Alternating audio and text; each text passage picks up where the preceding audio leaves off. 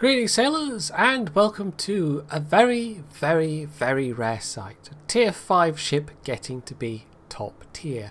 Yes, it does still happen sometimes. Now, for context, I'm actually playing the Omaha. In fact, I've rebought the Omaha so that I can get the Dallas unlocked, because on the other line, the heavy cruisers, I finally researched and bought the Des Moines, which is in fact my first tier 10 cruiser. And there's actually a discount going on for some ships at the moment, including tier 10s, or is it just tier 10s? I'm not entirely clear, which was quite nice. It was about 3 million less credits I had to spend to get the DM.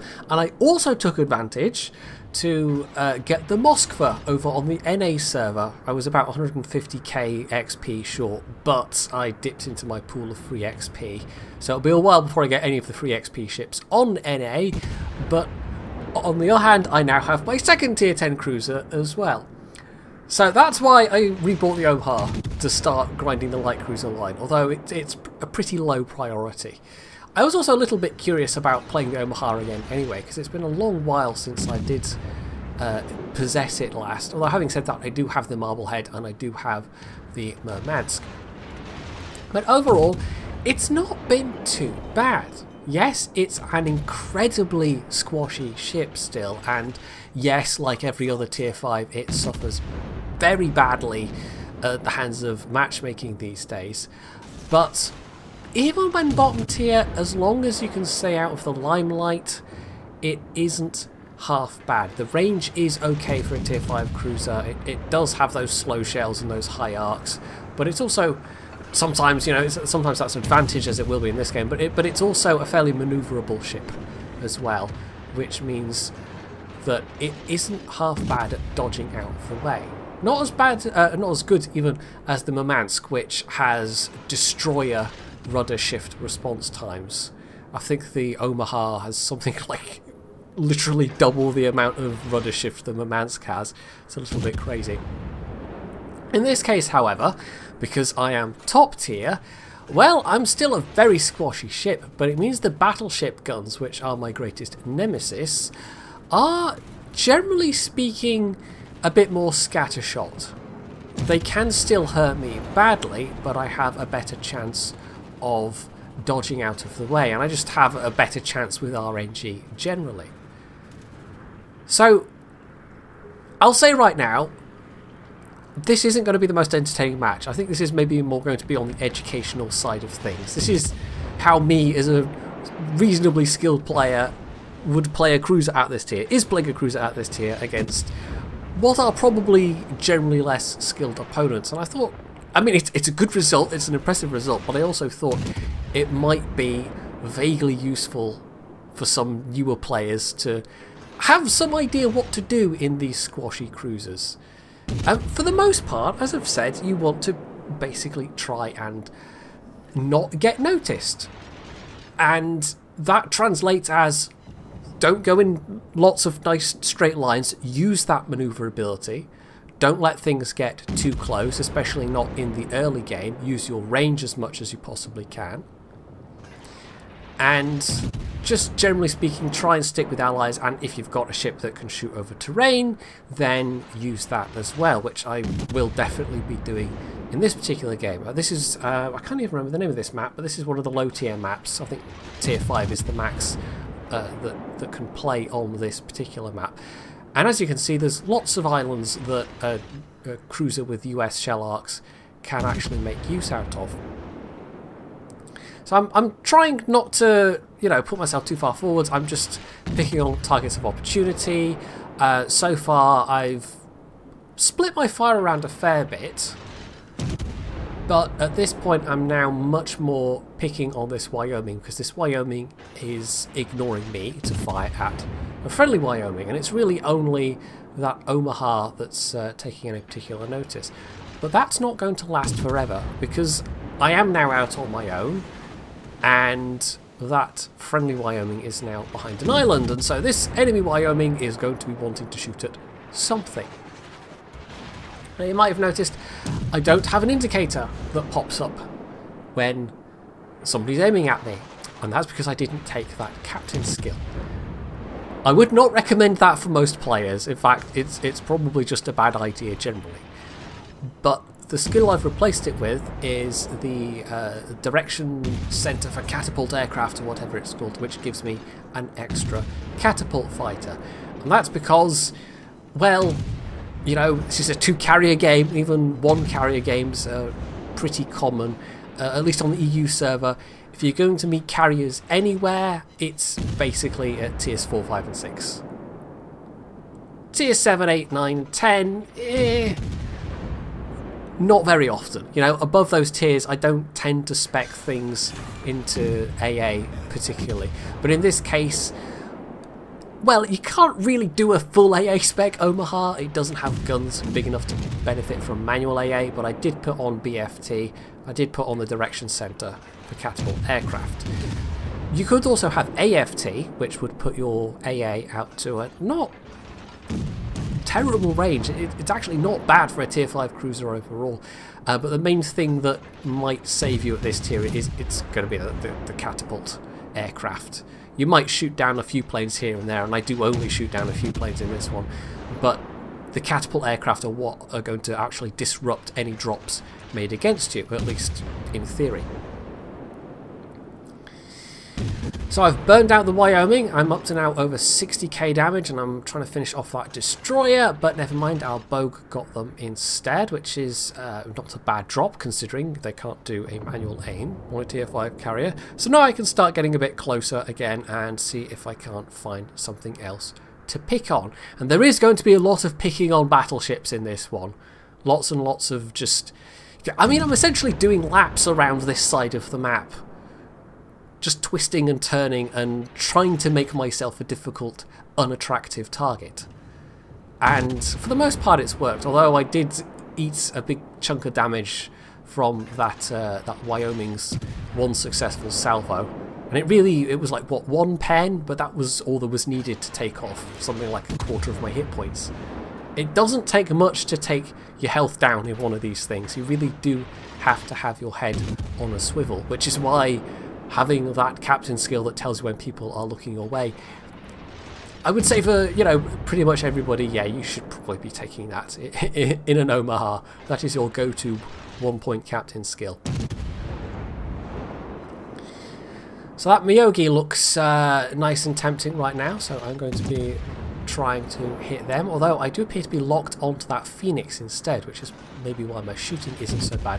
Although that could just be an artifact of the replay, because the replays sometimes have these little quirks, and you're not entirely sure if it's, you know, the replay or if it's something that was actually happening. And although I played this game only yesterday as I'm recording, I genuinely can't remember if I was locked onto that Miyogi, but I suspect I was. I think that might just be a little replay derp. So Miyogi's backed off, but I've stuck a perma fire on them, so that's going to burn for a bit. And I can now, as I'm unspotted, maneuver a bit closer once again and maybe start peppering some fire in the direction of that Britannia that's down south. Although that's less of an important target. There's also a bunch of planes coming this way, but I suspect they will be going for the lone Orion, which is going to have a less good chance of dodging than I will.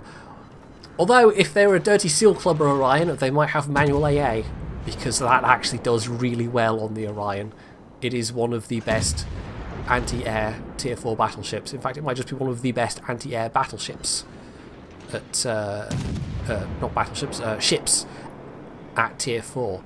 Well, unless you also include the Yubari, but the Yubari is mainly in contention because it has defensive AA. It's the only tier 4 ship that has a defensive. Most tier 4s don't have good AA, which is, you know, it's one of the reasons why tier 4 carriers are still popular. So more pew-pews on the New York this time, approaching 90k damage. It's going to be a reasonable mix in this one. It's not all going to be fire damage. I'll try and remember to point out on the score screens, but you'll be able to see for yourself. There is going to be a decent mix of both fire damage, HE damage, and some AP damage as well, because I have been firing some AP shells. The AP on this is not as good as the Murmansk. It's one of those weird hidden stats that you'll hear mentioned occasionally, the Krupp value of the AP shells. The only difference between the Murmansk's guns and this is that the Murmansk has better Krupp value. And it just means the shells are better, basically. So the AP on the Murmansk is rather more punchy than it is on this. But this AP is still decent against targets, especially when you're top tier. Even battleships, but you have to be much closer range. So we've very decisively gotten the upper hand at this stage. There's that one Britannia left and the enemy carriers, and that's it. So I've done okay. I have gotten already a pretty respectable amount of damage at 90,000. But it certainly didn't hurt that my team was decent as well. That my team was pulling their weight. So although I've certainly contributed to this, I can't really point at this result and go, oh, it was a carry. I certainly had a reasonable effect on the outcome of this match, but it wasn't just me. Not by a long shot. So as this is a small map, it doesn't take me too long to get into range of the carriers, and I'd rather tackle them first than head for the Britannia head on, because, well, if I want to be engaging that, I want to be engaging it at close range, because the Omaha has torpedoes. Now this is the Sea Hull Omaha, which has better AA, but you lose some torp power. The Omaha's torp drop angles, as we shall see in a bit, you know, maybe spoiling how this goes, but I've kind of already, you know, intimated that I'm going to want to get up close and personal. They're good. They are very good, but the torps themselves are fairly short-ranged. So really you want to get to that kind of distance where they just cannot dodge. But for now I'm getting to farm some sweet, sweet carrier damage and maybe even some more kills. Oh, there's my third. It's not bad. I have already kind of missed out on one kill, but if I get the Langley as well, and maybe there's Britannia, there's a shot at a Kraken in this one. So there's a high caliber, so high caliber and Confederate in the same match, and of course the Witherer earlier on as well from that poor Wyoming. But alas, no, it's the Marblehead that gets the Langley, so that's it. There is now no chance of a Kraken, sadly. I will just have to make do with all of the other medals. 122k at this point, and now, well, this is just an absolute gamble. So I'm going to put out my port side torps, and of course the Britannia knows I'm here. So it really is just up to RNG, because at this angle, I mean, he's got smallish guns. The Britannia's guns are not very good. In a lot of ways it's a worse New York. But even so, you know, a bunch of bow pens could easily citadel me. But fortunately for me, although I do lose some health, I last long enough to bear around, get out the starboard torps, putting some AP into the upper belt all the while, and there we go, finish him off with the last couple of torpedoes. 154,000 damage. Yeah, I think I can fairly confidently say I've never had a better game in the Omaha, and probably never in the Murmansk as good as this. Almost certainly not in the Marblehead. I've barely played the Marblehead. 2,135 base XP, which is not half bad for being top tier. It was just, yeah, it was a really good result. You know, I think that the result is more eye-catching than the gameplay. But to stay alive long enough to get that kind of damage in this kind of ship, it almost by definition has to be a not very exciting game for the most part, because you just cannot sustain the hits in an Omaha, and that's true for most of the tier 5 cruisers. In fact, you have to play it safe in order to survive long enough to rack up the damage as you go along. But because that was the last ship, I felt like taking a risk, and I had the torpedoes available, which is not true for most US cruisers above tier 5. It really is just the Omaha. This is the Omaha, the Atlanta, and the Flint, of course. So it was a nice, satisfying ending to what was otherwise technically, I thought, quite decent game. But there is, as I said at the start, there is that thing, of course, you have to bear in mind that this is me as a decent player playing at tier 5, top tier, and probably being one of the better players on both teams, so that certainly didn't hurt my chances. It's definitely easier for me to pull off a result like this being top tier at tier 5 than it would in a tier 10 cruiser, where I'm just inherently less comfortable. Hopefully though you have found this in some measure either educational or entertaining, and if you have, you can do all the usual things down underneath the video, and of course, as always, stay tuned for more.